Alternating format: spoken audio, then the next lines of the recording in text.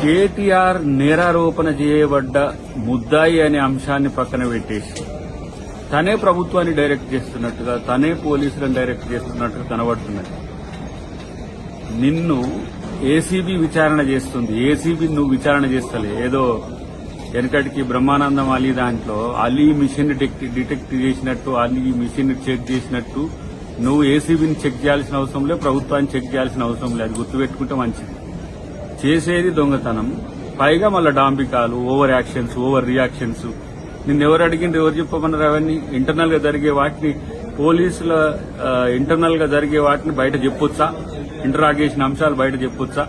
ఆ సోయి కూడా లేదా? మీరు గతంలో నర్సారెడ్డి గారి కేసులో ఎంక్వైరీ కమిషన్ ఎట్లా అంశాలను చర్చించిన అంశాలు బయట పెడతాని మీరు కోర్టుకు పోయిండ్రు. ఈ లోపల జరిగే అంశాలన్నీ బయట చెప్తున్నట్టుగా నాకేం అడగలే, నేనే అడిగినా, నేనే చెప్పినా అని చెప్పి ఏవైతే డాంబికాలు ఉన్నాయో మీరు బంద్ చేస్తే మంచిది. తర్వాత కోర్టులు, చట్టం, న్యాయం పట్ల గౌరవం ఉంటే ఆ వ్యవస్థల పట్ల గౌరవంగా వ్యవహరించడం నేర్చుకోవడం మంచిది అనేది నా హితవు.